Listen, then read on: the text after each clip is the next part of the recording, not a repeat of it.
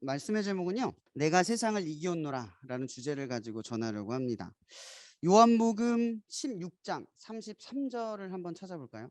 요한복음 16장 33절. 요한복음 16장 33절의 말씀을 찾으시면 저를 살짝 보셨다가 다시 보시면 돼요. 찾으셨죠? 다 같이 읽겠습니다. 시작. 세상에는 너희가 환난을 당하나 담대하라. 내가 세상을 이기었노라. 아멘. 부활절이 이제 내일이죠. 제가 부활절을 묵상을 하면서 이번 주 부활절 주제로 어떤 말씀을 전하면 좋을까라는 생각을 많이 했어요. 여러분들 부활절 때가 되면 부활절에 어울리는 설교를 제일 많이 들으셨을 거예요. 그래서 부활절의 이야기의 어떤 통상적인 개념이 항상 그냥 머릿속에 틀이 박힌 것처럼, 아, 부활절은 이런 날이야, 그냥 머리로 이해하는 경우가 참 많다라는 생각을 해보게 돼요. 그리고 2000년 전에 예수님이 이 땅에 태어나셨을 때 그 비슷한 시기에 예수님과 같은 힘과 영향력을 가졌던 인물이 있었던 거 아세요? 그 시대에 그 땅을 차지하고 통치했던 알렉산더 대왕. 거의 비슷한 시기에 이 두 인물이 태어났거든요. 예수님과 알렉산더. 그럼 알렉산더라는 사람은 그 땅에 있는 소아시아와 유럽권을 다, 이집트까지 다 정복을 했어요. 그 당시 시대적으로 보면 나사렛 시골에서 태어난 예수와 온 땅을 정복한 알렉산더와 어떤 영향력의 차이가 있을까요? 뭐 소리가 안 들리나요? 꺼진대요? 네, 잠깐 점검하고 하시죠.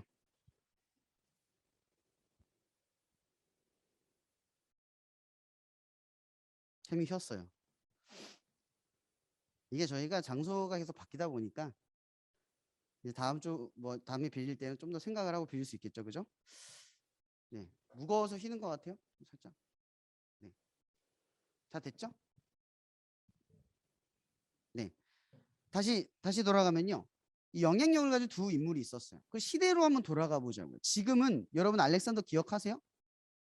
그 사람의 업적은 기억하지만 그 사람의 영향력을 기억하세요? 그 사람의 영향력에 의해서 살아가세요? 아니죠. 그러나 그 당시에 이 알렉산더 대왕이 보여준 업적과 힘은 어마어마했어요. 그 당시를 살아가는 사람들한테는 그 영향력을 벗어날 수가 없었어요. 그런데 왜 2000년이 지난 지금 그 사람의 업적과 영향력은 완전히 사라지게 됐을까?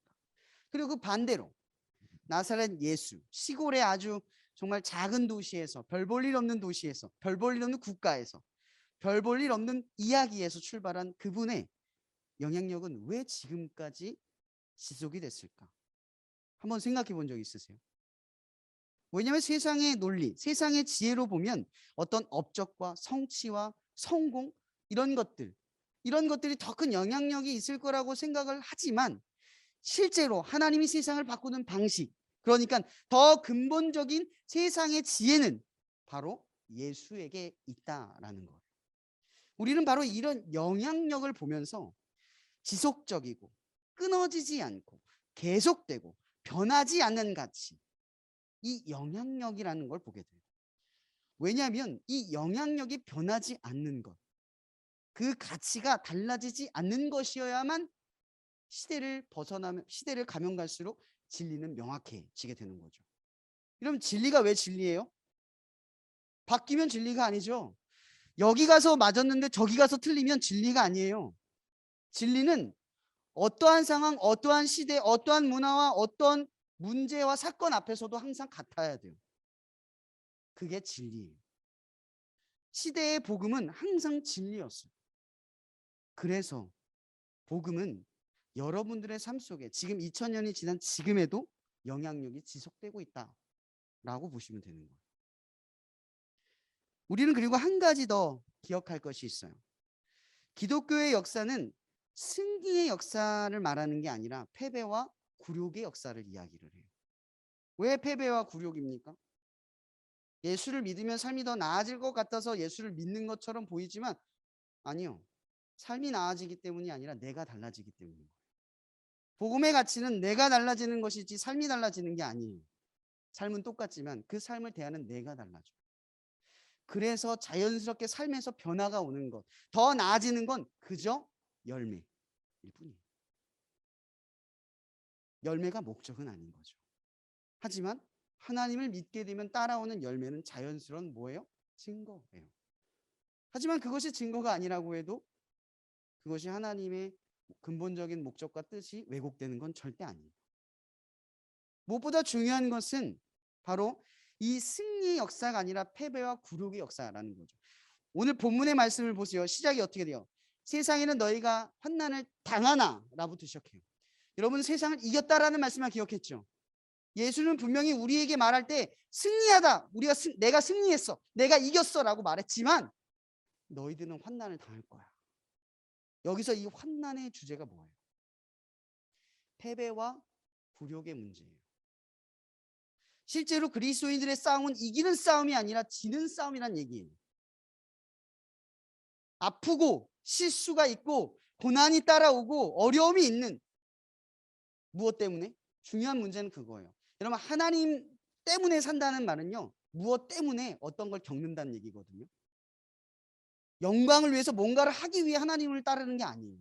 하나님 때문에 뭔가를 겪어내니까 하나님의 뜻대로 산다라고 말하는 거죠. 여러분, 하나님을 위해서 뭘 겪어내고 계세요?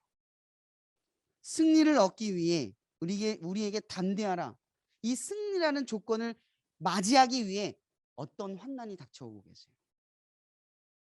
너희들이 환난을 당한다는 건 나를 따르기 위해 그 무언가를 겪어내고 있다라는 거잖아요. 여러분들은 어떠한 문제로 하나님을 위해 겪어내고 계시냐는 거예요. 우리가 고난주간이 끝나고 나면 부활절을 맞이하죠. 여러분, 부활절의 가장 큰 의미는 기쁨이거든요. 승리야, 선포예요. 예수님 부활하셨다, 이 뜻이에요. 그런데 생각을 한번 해보세요. 그분의 부활의 기쁨을 맞이하려면 한 주간의 고난의 깊이가 더 낮아져야죠. 기쁨이 반등을 하려면 더 큰 고난을 경험하고 이해해야 돼요. 그래야 그 기쁨이 배가 되는 거예요. 예수님 부활하셨어, 그냥 교회에서 부활했어, 부활절이야, 이런 기쁨이 아니라 그분이 나를 위해 십자가를 지고 죽으시고 고통받고 손이 뚫리고 아프고 외면받고 박해받고 그분이 그렇게 부활하셨어, 라는 깊이가 있냐는 거죠. 우리는 부활절을 그저 맞이하기만 해요. 그러나 준비되는 과정이 자꾸 이 부활절의 의미에서 빠져요. 그럼 이번 주가 고난주간인 건 알고 계셨죠? 고난주간 왜 지키죠? 쓸모 없나요? 왜 지키는 걸까요? 더 경건해지려고요? 더 깨끗해지려고요? 더 떳떳해지려고요? 그게 예수님이 나를 위해 죽으신 신의 도리이기 때문입니까? 어떤 보상을 바라기 때문이에요? 우리가 고난주간을 겪는 이유는 그분의 아픔에 공감하려고, 이해를 못하니까 그 한 주간 더 집중해서 보려고 하는 거예요. 그분이 어떻게 십자가를 지고 골고다 언덕을 올라갔는지 상상하고, 그분의 손이 뚫릴 때, 그분이 비방을 받을 때, 그 모욕을 받을 때 어떻게 그 순간을 견뎠는지를 또 생각하는 거예요. 다른 어떤 때보다 더 깊이 생각하는 주간이 고난주간인 거죠. 근데 고난주간이 요즘은 그냥 금식으로 정의되는 것 같아요. 여러분, 하나님을 위해서 뭘 안 하는 게 하나님을 거룩하게 하는 일인가요? 여러분, 금식을 왜 지키죠? 금식하는 것으로서 하나님께 뭔가를 드릴 수 있다고 생각하세요? 금식의 행위의 가장 큰 이유는 내가 음식을 고기를 끊음으로써 내가 하나님을 의지하고 하나님께 집중하고 하나님을 더 욕망하고 하나님을 더 욕구하겠다는 뜻이에요. 금식을 하는 근본적인 이유는 하나님을 위해, 더 이해하기 위해, 더 뭔가를 내가 동참하기 위해, 느끼기 위해 하는 일이라는 거죠. 근데 우리는 금식 자체에 성취욕에 취해 있어요. 뭘 했다, 해야 한다, 이런 그런 식의 고난주간이 여러분들에게 어떤 은혜가 됩니까? 오히려 그런 매년을 보내는 여러분들은 율법적으로 하나님의 은혜를 더 왜곡하고 더 호도하고 의미 없게 만드는지도 몰라요. 그분을 위해 얼마나 금식을 했느냐, 그게 뭐가 중요합니까? 그 금식을 통해 그분을 얼마나 느꼈고 얼마나 알았느냐, 그게 중요한 거죠. 이게 하나님이 우리에게 바라시는 금식의 기가 아니라는 거예요. 그럼 제가 매번 얘기하죠. 여러분, 복음의 뜻이 뭐예요? 유앙겔리온, 기쁜 소식이란 뜻이잖아요. 이건 그냥 일상의 보통의 언어가 아니라 국가적인 기쁨이 있을 때만 쓰는 언어예요. 왕자가 태어났거나 왕이 등위에 있거나 혹은 뭐 어떤 건축물이 완성이 됐거나 전쟁에서 승리했거나 그런 거예요. 그래서 복음은 혼자 기쁠 수 있는 게 아니에요. 나눌 수밖에 없는 거죠. 우리 모두를 향한 일이기 때문에 이 일은 모두가 알아야 되고 모두가 들어야 되고 모두가 함께 동참하고 기뻐해야 할 일이라는 게 복음의 정의예요. 그리고 또 하나, 이런 복음은 여러분들이 들은 다음에 구원을 받는 게 아니죠. 착각하지 마세요. 복음을 들어서 구원받는 게 아니에요. 시작은 이미 우리를 구원한다예요. 복음을 우리가 받아들였을 때 복음의 감동을 느끼는 까닭은 하나님이 내가 듣기도 전에, 내가 알기도 전에 나를 위해 뭔가를 했기 때문에. 그래서 내가 들은 거지. 이미 일어난 사실을 들은 게 복음이에요. 그죠? 여러분들이 들어서 달라진 게 아니라, 들어서 얻게 된 게 아니라 이미 주신 거예요. 성경에 말하잖아요. 우리가 죄인 되었을 때, 너희가 경건치 않았을 때 이미 하신 일을 받아들이는 거예요. 그래서 요한복음 1장 16절에 뭐라고 말해요? 영접하는 자, 하나님의 자녀가 되는 권세를 얻는다. 영접. 왜 영접일까요? 받아들인다라는 뜻이에요. 소식을 받아들이는 거예요. 이미 일어난 사실을 받아들이는 거예요. 우린 단지 그것뿐인 거예요. 내가 믿는 게 크지 않아요. 이미 일어난 사실을 받아들이고 살아가려고 마음을 먹는 거예요. 근데 핵심은 그거죠. 세상에서는 너희가 환난을 당한다. 이게 핵심이에요.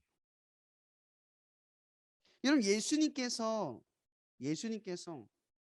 십자가에 매달려 죽으시고 부활하시면서 하늘로 올라가셨어요. 그냥 올라가셨나요? 그냥 올라가셨어요? 본문 하나만 더 읽을게요. 요한복음 14장 16절 26절 한 절만 읽을게요. 요한복음 14장 26절 누가 큰 목소리 읽어주실래요? 요한복음 14장 26절.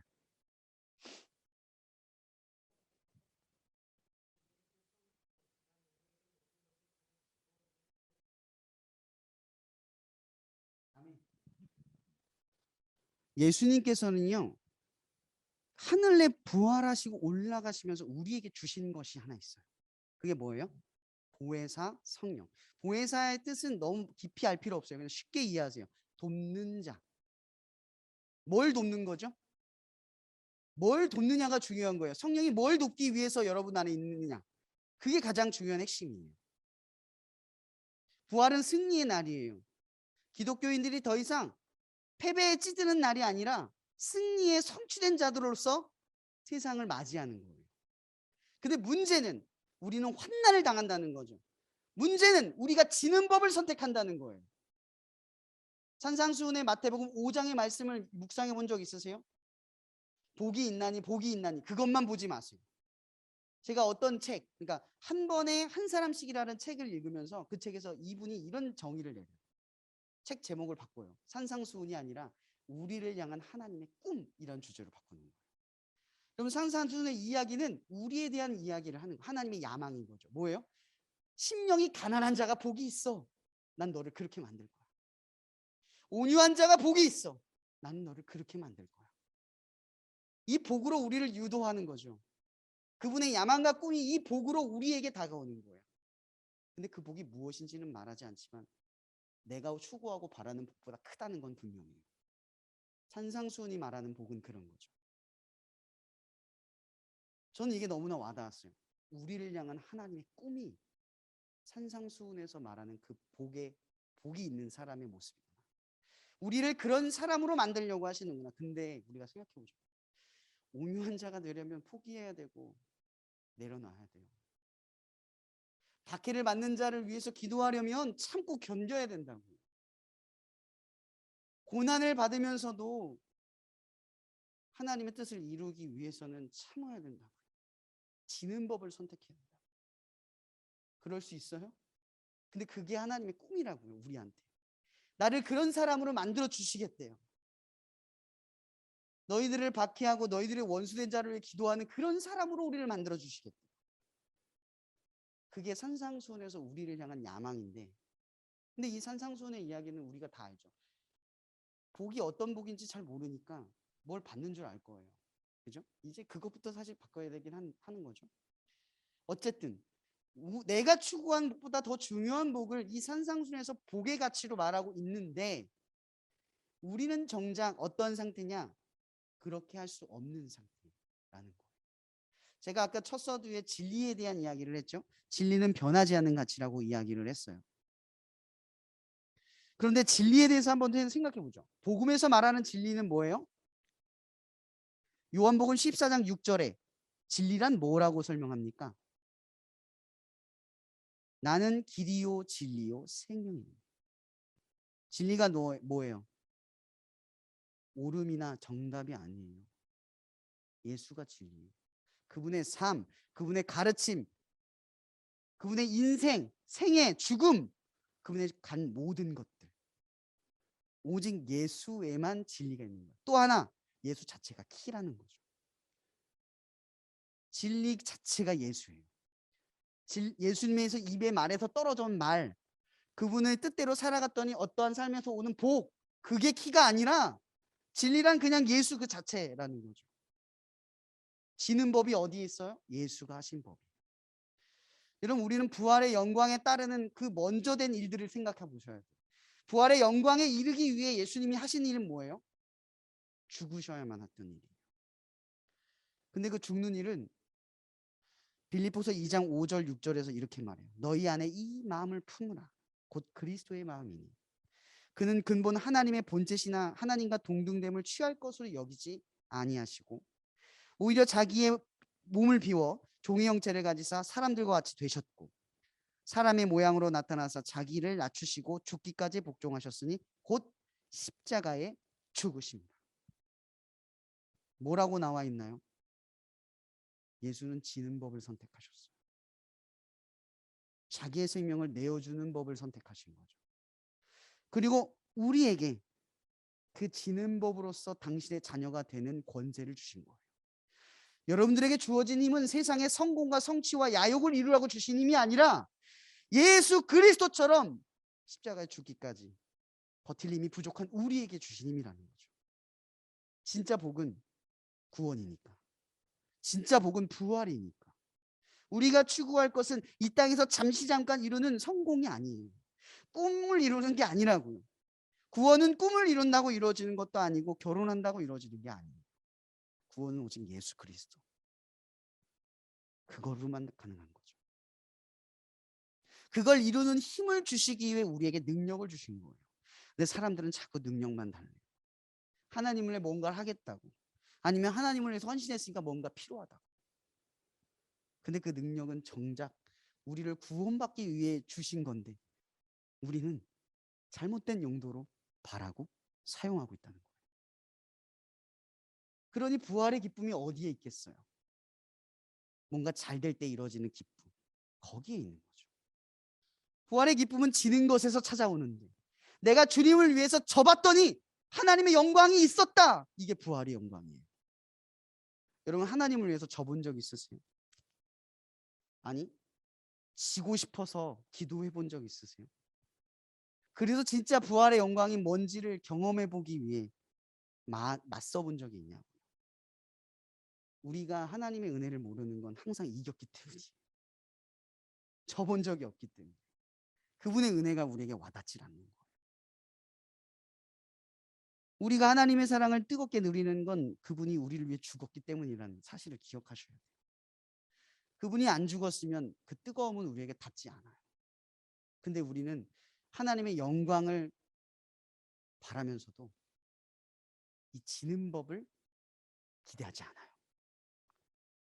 왜 모두가 그런 길을 걷지 않을까요? 분명히 성경은 우리에게 좁은 길이라고 했어요. 누구나 다 할 수 있고 누구나 상식으로 여기는 길을 가는 게 아니라 왜 저렇게 하지? 너는 왜 그렇게 가? 하는 그 길을 선택하는 걸 말하고 있어요. 근데 우리는 여전히 많은 사람들이 가는 길, 물어보면서 가는 그 길을 쫓아가고 있다는 거죠. 저는 계속해서 그런 생각을 해봐요. 싸움의 방식. 여러분들이 이겼다라고 느끼는 정의는 뭡니까? 아, 통쾌하다. 쟤 저러더니 저렇게 됐다. 그런 식의 승리입니까? 내가 쟤보다 조금 낫다. 내 방식대로였더니 잘 됐다. 그런 식의 성공입니까? 내가 하나님을 믿었더니 나는 잘 되더라. 이런 식의 승리입니까? 여러분, 그리스도인들이 바라는 이 성공의 방식은 거기에 있는 게 아니라는 거예요. 에베소서 6장 2절에 보면 이런 말씀이 있죠. 우리의 씨름은 혈과 육을 상대하는 것이 아니요 통치자들과 권세들과 이 어둠의 세상 주관자들과 하늘에 있는 악의 영들을 상대합니다. 씨름이 뭐예요? 우리의 힘을 바탕으로 하는 무언가잖아요. 그죠? 여러분 힘을 어디다 쏟고 계세요? 잘 되는 데에 쏟고 계세요? 아니면 오늘 내가 하나님을 위해서 살아내기 위해 쏟고 계세요? 내가 그분을 위해서 내 뜻을 꺾고 지기로 선택하는, 도무지 지지 않으려는 그 마음과 맞서고 있냐고요. 저도 잘 안 되고 있지만 우리는 제대로 된 승리를 맛보지 못하고 있는지도 몰라요.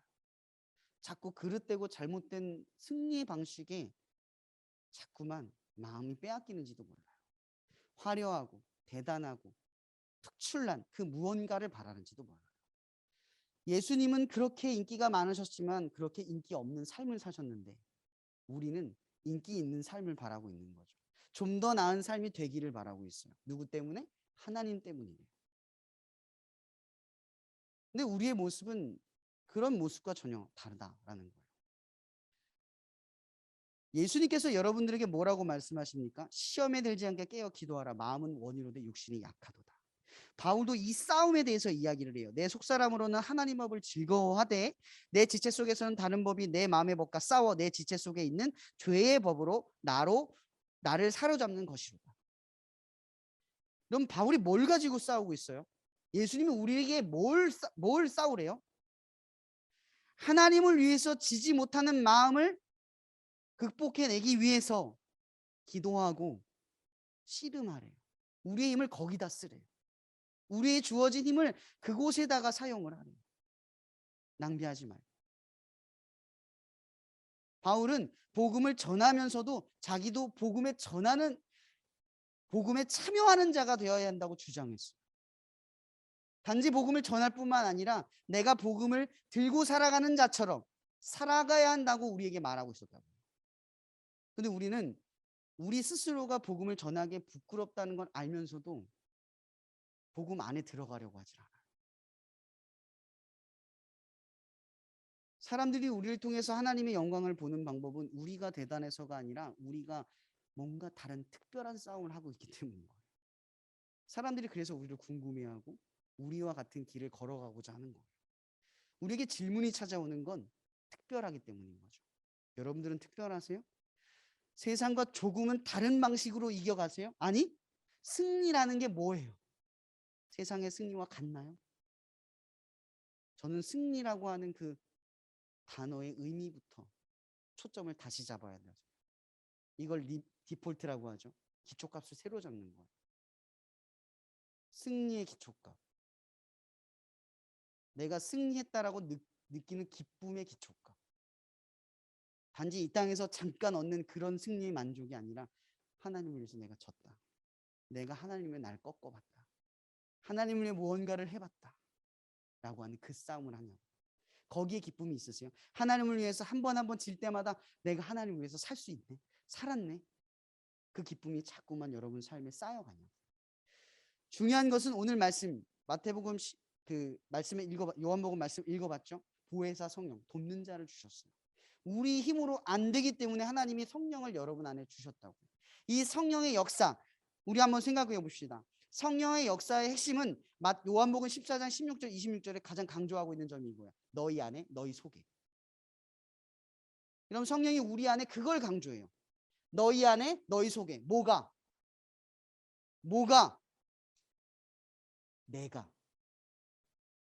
내가 너희 속에, 내가 너희 안에. 그래서 하나님의 고난을 받아들이고 지는 법을 터득하기 위해 씨름하는 자들은 단지 내 힘과 의지로 싸우는 게 아니라 성령의 도움을 구하며 기도하는 자들이에요. 그 기도하는 자들은 기도함을 통해서 계속 패배와 굴욕을 맛볼지는 몰라도 또 하나 하나님이 그 과정 속에 너희 안에 너희 속에 있는 하나님의 친밀함을 친히 느끼고 깨닫게 하신다는 거예요. 그러면 우리는 생각해 봐요. 하나님을 위한 씨름을 해보지 못한 사람들은 하나님의 친밀함을 알 수가 없다는 얘기가 되는 거예요. 부활의 영광의 품을 제대로 알려면 하나님의 친밀함과 하나님의 내조하심, 그 내밀함을 경험하는 것이 있어야 한다는 거죠. 그러려면 복음을 전하고 복음 때문에 기꺼이 감수하는 무언가가 발생해야 한다. 저는 요즘 그런 생각을 많이 해봐요. 저도 사회에서 많이 직장 생활하고 뭐 하는데 내가 왜 이렇게 내 신앙을 부끄러워할 때가 있다라는 생각을 하게 돼요. 왜 나는 일하러 와서 기도부터 하지 않고 내 기도하는 모습이 다른 사람에게 어떤 질책을 받을까 두려운 마음으로 빨리 기도하고 멈추고 뭔가 눈치 보는 내 자신을 느끼게 되거든요. 왜 남들보다 10분, 5분 일찍 와서 당당하게 기도하고 왜 내 신앙을 드러내지 못할까라는 생각을 너무 많이 해요. 요즘 제 자신을 보면 그렇게 느껴요. 그래서 요즘 저한테는 제 안에 하나 결단이 생겼어요. 뭐냐면 일단 기본부터 하자. 밥 먹을 때 기도하는 거 부끄러워하지 말고 당당하게 하자.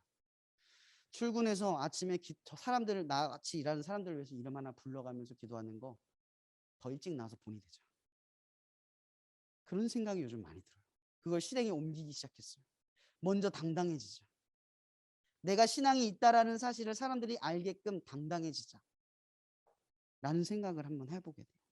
한 번에 한 사람이라는 책에 이런 말이 있어요. 우리는 아직 어둑한 꼭두 새벽에 일어나 기도하는 것과 그 나머지 시간 동안 사람들에게 영향을 미치는 것 사이에 어떤 관계가 있는지 잘 알지 못한다. 우리는 하나님의 우리를 통해서 행하시려는 일만을 생각하지만 우리의 영향력은 언제나 안에서 이후에 통해서라는 공식을 따른다. 여러분, 성령의 내밀함, 하나님과의 친밀함을 충분히 누리지 않을 때 우리는 부활의 기쁨을 가지고 세상 앞에 나아가기가 어려워요. 여러분, 사람들이 여러분을 특별하게 바라보는 이유는 졌는데 기쁘기 때문인 거예요. 왜냐하면 우리의 승리의 방식이 다르기 때문에. 다른 사람을 양보를 했는데 그 일이 기쁜 거예요. 어떤 사람을 위해서 희생하고 섬겼는데 귀찮고 어려운 일인데 그 일을 기뻐하는 거예요. 거기에 만족이 있는 거죠. 하나님의 자녀는 이렇게 승리하는 만족의 지점이 달라집니다. 지는 법이 곧 이기는 방법으로 변환이 되는 거예요. 저는 오늘 이 부활절을 맞이하면서 그런 질문을 던져보고 싶어요. 여러분 안에 성령의 역사가 시작되고 있습니까? 여러분, 예수님이 부활하신 뒤에 하늘로 올라가시고 우리에게 주신 건 성령이었고, 그리고 그 책의 이름은 사도행전입니다.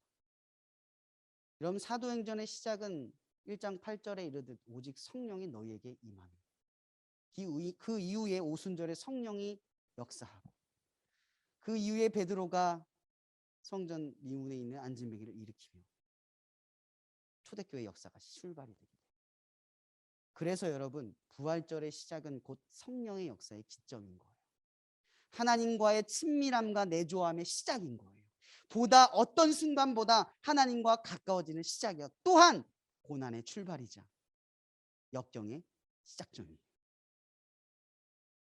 한번 우리 생각해 봅시다. 부활의 기쁨이 고난을 맞이하는 기쁨인 거예요. 제가 읽었던 책 중에 제목 하나가 기억이 나요. 은혜가 더 크다. 여러분, 부활의 기쁨이 큰 사람이 고난을 더 힘있게 맞이하고 극복해내는 거예요. 여러분, 어떤 사람이 부활의 기쁨에 가장 먼저 뛰어갈까요? 기대하고 고대한 사람들이.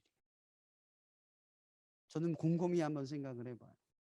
우리는 부활절에 계란을 나누는 것이 전부가 아닙니다.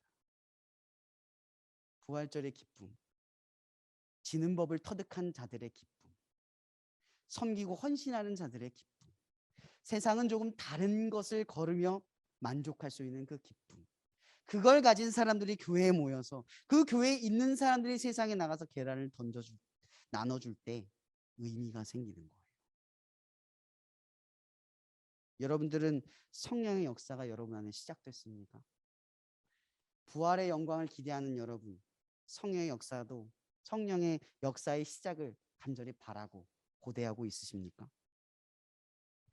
그 무엇보다 끊어지지 않는 이 사랑. 여러분, 우리는 기억해야 돼요. 오늘 말씀 본문에 14장에 이런 말이 있어요. 내가 너희를 고아와 같이 버려두지 아니하고 너희에게로 오리라. 왜 고아를 강조하나요? 로마서 8장 39절에 뭐라고 말합니까? 우리를 그 누구도 우리의 하나님의 사랑 안에서 끊을 수 없다. 성령이 여러분들에게 뭘 자꾸만 각인시키세요? 하나님이 끊을 수 없는 사랑을 깨닫게 하세요. 여러분, 그건 아는 게 아니에요. 그분이 깨닫게 하셔야 하는 거죠. 그러나 기억할 것은 고난을 통해 성령의 역사를 경험하고자 하는 이들에게 성령의 내밀함과 친밀함이 하나님의 이 사랑을 여러분에게 더 강력하게 매는 끈으로서 여러분들을 성장시키고 변화시키려고 하는 사실입니다. 지는 법을 사모하십시오. 지는 법에서 이기는 것을 사모하십시오. 그렇게 하나님과 가까워지신 여러분이 되길 바랍니다. 진정한 보상이 하나님이 되시길 바랍니다. 그분과 더 친해지고 그분을 더 알게 되는, 하나님의 경륜과 지혜를 더욱 깨닫게 되는 저와 여러분이 되기를 주님의 이름으로 축복하며 오늘 말씀 마치겠습니다. 기도하겠습니다. 사랑해 주님 감사합니다. 오늘도 이렇게 우리가 하나님의 역사 안에 나아올 수 있게 해주신 거 감사합니다. 내일은 부활절입니다. 하나님의 승리의 기쁨이 우리 가운데 있는 날입니다. 하나님, 우리는 그동안 너무나 매너리즘에 빠져서 너무나 흔하고 흔한 그냥 승리의 기쁨에 도취되어 있습니다. 그러나 우리의 승리가 어디에 있는가를 생각하게 하시고, 또한 승리하는 법이 지는 것에서 나오는 그러한 진리 가운데 머물게 하시고, 우리가 예수 그리스도 종의 형체를 가지고 하나님의 아들의 권세를 버리신 하나님의 아들 예수 그리스도의 길을, 그 생애를 우리의 삶이 살아낼 수 있도록 하나님 성령을 통해 역사하여 주시옵소서. 성령을 간구하게 하시고 성령의 내밀함과 친밀함 가운데에 이 끊어지지 않는 하나님의 사랑으로서 우리를 성장시켜 주시옵소서. 그래서 우리가 고난 앞에 하나님의 사랑 안에 더욱 든든히 묶여지는 그런 인생이 되기를 간절히 바라며 살아계신 예수 그리스도 이름으로 감사하며 기도합니다. 아멘.